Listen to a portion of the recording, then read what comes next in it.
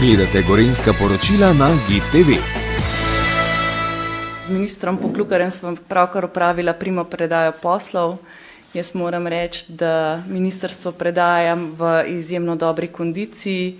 Ob tej priložnosti bi se tudi tako javno zahvalila vsem sodelavkam in sodelavcem, ki so tudi meni kot začasni ministrici za notranje zadeve omogočili, da sta ta 2 meseca minila v miru, da smo v bistvu zadeve zastavili in peljali tako, kot smo načrtovali, torej prioritete, kot so bile predstavljene, smo uspešno uresničevali in na tem mestu je ena velika hvala torej javno vsem sodelavkam in sodelavcem za ta mir, ta 2 meseca v bistvu strokovnega dela in umiritev razmer kot takšnih. Jaz verjamem, da bo minister uspešno stopil v te čevlje, v bistvu ne nazadnje tudi ministrstvo kot tako že zelo dobro pozna odprej. Čaka nas kar nekaj izzivov in na tem mestu lahko povem, da bova tvorno sodelovala in tega najinega skupnega prihodnjega dela se resnično tudi sama veselim. Hvala lepa, ministrica. Minister, beseda je vaša, izvolite.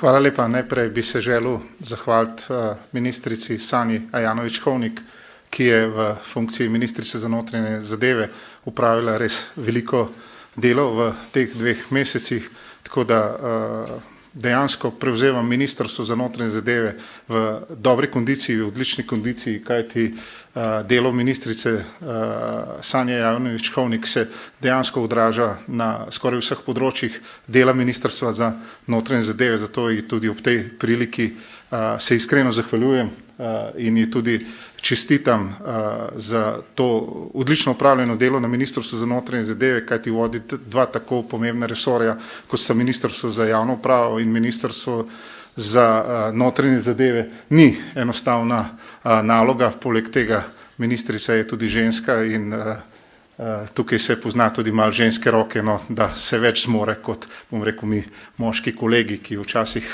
bom rekel, za kakšno stvar malo pojamramo, pa vseeno tudi ob tej priliki dejansko ministrica se vam zahvaljujem.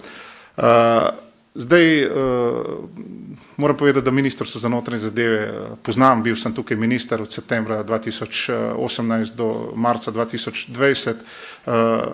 Ministrstvo za notranje zadeve je pravzaprav veliko ministrstvo, ki ima razvejeno dejavnost in pa seveda vse to, kar se je v zadnjih 2 letih dogajalo s policijo, ni pravzaprav najbolj slavni del slovenske zgodovine, slovenske policije.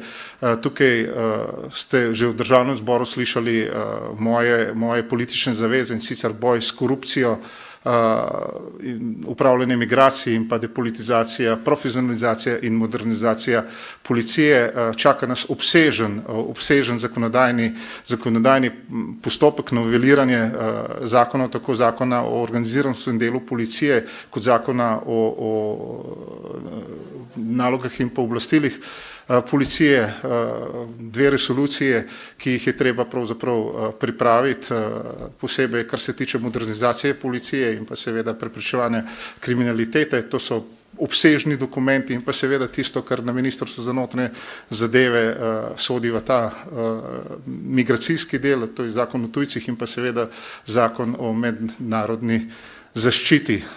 Jaz sem ne nazadnje kot minister za notranje zadeve danes izvoljen podal tudi že na odboru za notranje zadeve roko nevladnim organizacijam. Mislim, da je to prav, da se skupaj usedemo, pripravimo tako imenovano migracijsko strategijo vladno, da se skupaj usedemo in da jih pozivam tudi, da podajo svoje predloge na sam zakonodajni postopek. Ti zakoni, ki jih na ministrstvu za notranje zadeve že pripravljajo strokovnjaki, pravzaprav, da dajo predloge in jih seveda bomo tudi na nek način upoštevali v tem procesu.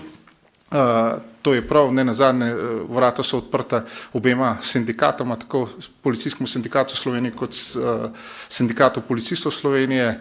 Verjamem, da je karierni sistem tisto, kar nam bo tokrat uspelo narediti. Tukaj je pač en velika in obsežna naloga pred nami. Jaz si želim, da nam to skupaj uspe narediti, kajti policija dejansko rabi transparenten in pa seveda pošten karierni sistem. Tisto, kar vas verjetno najbolj zanima, je, da sem predlagal vladi za državno sekretarko gospod Tino Heferle, tako da pričakujem, da bo gospa Tina Heferle že danes imenovana za državno sekretarko. Ostalo ekipo vam bom pa seveda potem predstavil v ostalih dneh.